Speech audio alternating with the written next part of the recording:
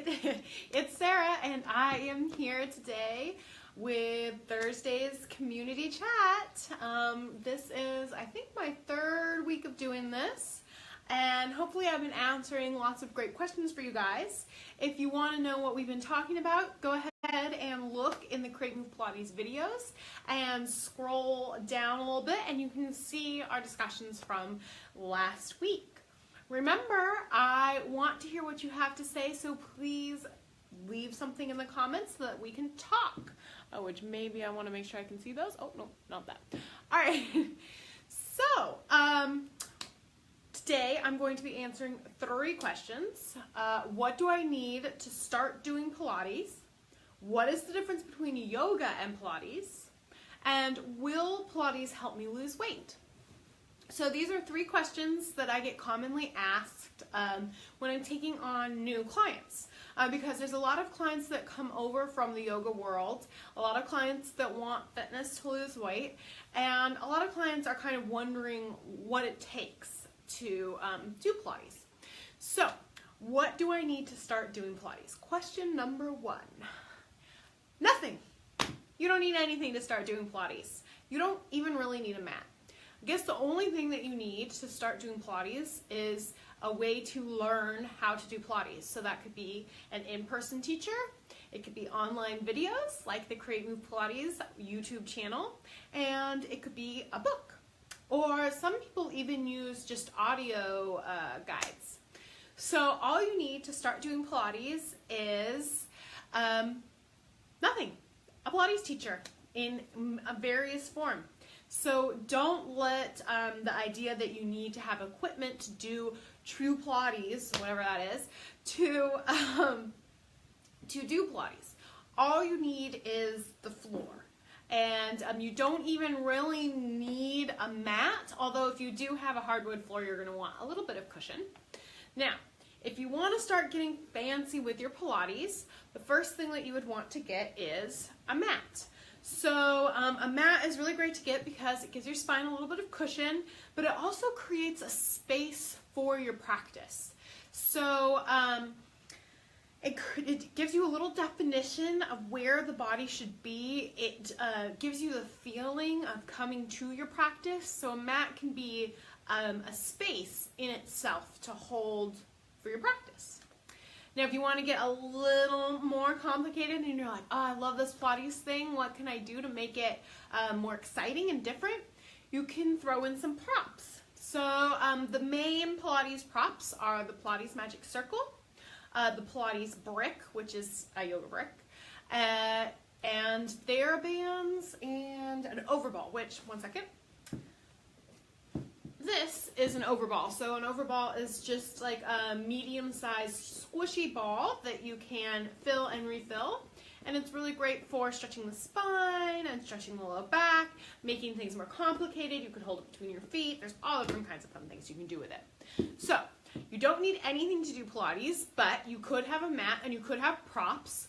And then, if you're really getting into Pilates, you could start using the Pilates apparatus, the Pilates equipment, the Pilates machines. They all mean the same thing. So that would be the reformer is the most common piece of Pilates equipment, and many studios only have a reformer, but I highly recommend finding a studio that has all of the equipment because the teachers are just going to be more experienced and you'll be able to find things a little faster because you can find different muscles on different pieces of equipment faster or easier. Hello! Feel free to leave me a little comment so we can chat. So the Pilates apparatus includes the reformer, it includes a Cadillac, there's a barrel, there's something called a chair, which Joseph Pilates designed because he wanted you to be able to work out in your living room, which is something that I totally encourage, to have your Pilates practice come into your space with you. So Cadillac, oh, and a ladder barrel. So a ladder barrel is also a very traditional piece of equipment, and it's really great for learning how to do handstands. So this is one of the reasons you would want to find a studio that provided you with all of the equipment. And if you're local, the studio I work at has all of the equipment. So moving on to question number 2. what is the difference between yoga and Pilates? And this is a question that I get asked a lot because yoga is very popular in the town that I teach in. And in the past, I've struggled with answering this question because the differences are subtle. But the first thing that I always say is that yoga focuses on flexibility and the strength is a bonus. Pilates focuses on strength and the flexibility is a bonus. So sometimes when people say that they're unflexible, they feel more successful with Pilates at first. So that could be something to maybe consider when you're choosing yoga and Pilates. Oh, and I also want to mention that all of this comes from the perspective of a Pilates teacher who doesn't do much yoga. So this may be a little biased, I'm not sure. The other thing, there's a couple other things. Pilates works from your core and your center, and it focuses on creating a strong center in order to use your limbs more freely and with more ease because they come from a stable center rather than, say, having to stabilize with your shoulders or your hips, which can lead to tightness in those areas.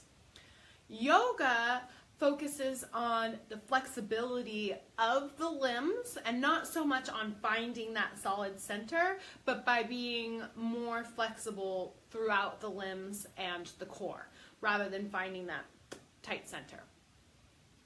Both yoga and Pilates are mind-body fitness, but in slightly different ways. So yoga is based and rooted in a spiritual practice from India, and that is something that comes along with your yoga practice. No matter how deeply your personal instructor dives into that, it's built into the practice and into the movements, so it is rooted in spirituality, which makes it a mind-body exercise, especially if your instructor is cueing you to take time to meditate through your movements and through your poses. Pilates is a mind-body exercise because it's asking your mind to connect to your body in a different way. And this is something that my students have said to me over and over and over again, especially in the beginning. It hurts my brain. It's so much. And it's not that I'm giving them tons of information, it's that I'm asking them to connect their brain all the way down to their big toe, or to feel a connection through the core that maybe they've never felt before. So they're literally building new pathways between their brain and their body, which helps you connect the two deeper. And that's the subtle difference between the differences between yoga and Pilates in terms of mind-body exercise. Going back down to something a little more concrete, yoga tends to hold poses longer, and Pilates and yoga has more of a flow, although Pilates can definitely have a flow as well. But Pilates is more designed to be based around reps and sets, so you're not necessarily holding the poses as long. Both yoga and Pilates focus on breath quite a bit, and it can be confusing to yoga students who are coming into Pilates because the breath, even though there's such a big focus on it, is very different. So in yoga, the breath is used to help you to connect into your body on that spiritual level that I was talking about. And it's also used for relaxation and release of these muscles, and in things like meditation, breathe in, breathe out, all that stuff. But I do teach a little bit of that in my Pilates, so I wouldn't say that those are exclusive of each other. It's just more of a focus for yoga. So yoga breath is used for relaxation, release, and connecting to the spirit. In Pilates, breath is used more in its functional use. So not that yoga isn't using breath functionally, but Pilates is thinking about it in this functional way and using the breath to get the heart rate up, to connect to your muscles, and to stretch your muscles.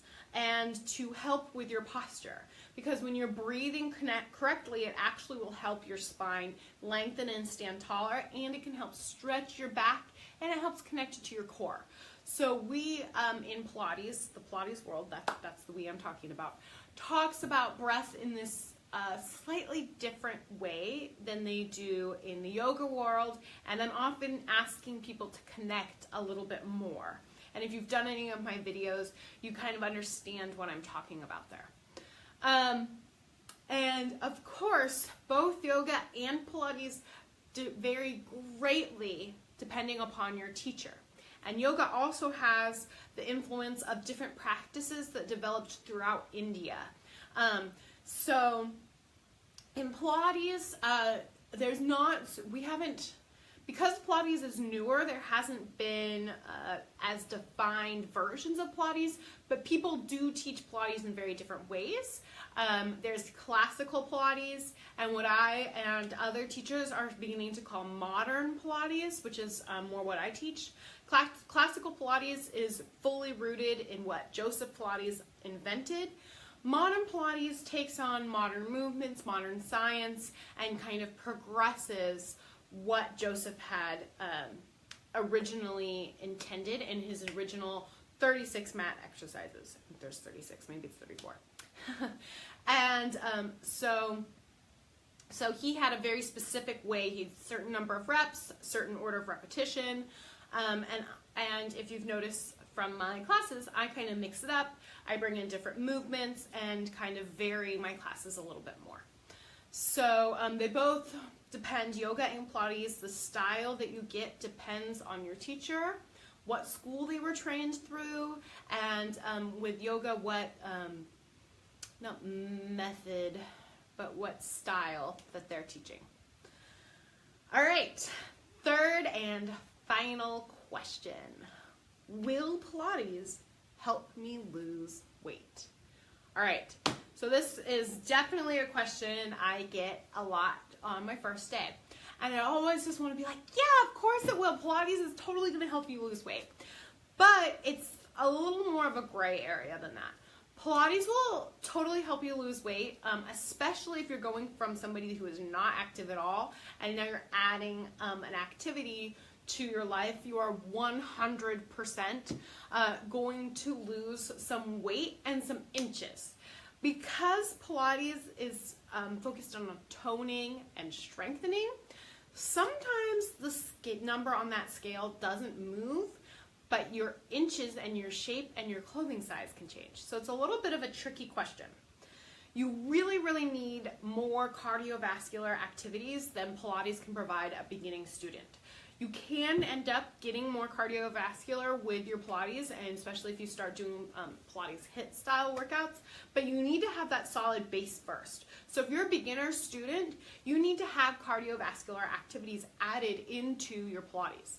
Now, this doesn't mean that you have to start running 5 miles every day to get your cardiovascular activity in. I have seen people have amazing results, people whose bodies had been one way their entire lives, and then they started doing Pilates and adding just regular walks, just walking, not running, not pushing themselves too hard, just walking 3 times a week. Their bodies completely changed for the first time in their entire lives, and you know what was really great about it is that the change stayed. So Pilates allows you to stay toned, keep your tone, but it may not have a huge effect on the number on that scale, but that number doesn't matter anyways. It's really totally irrelevant and has to do with lots of different factors, including your body type. So will Pilates help me lose weight? In conjunction with a cardiovascular activity, 100% for sure. All right? Will it help you lose weight if you do Pilates 1 day a week and you eat donuts every day and you finish up with pizza and you never walk? And it's not going to help you lose weight. But in conjunction with a healthy diet, some mellow movement, because I know a lot of people that come to Pilates don't want to run, that's totally fine. Then yes, Pilates will help you lose weight.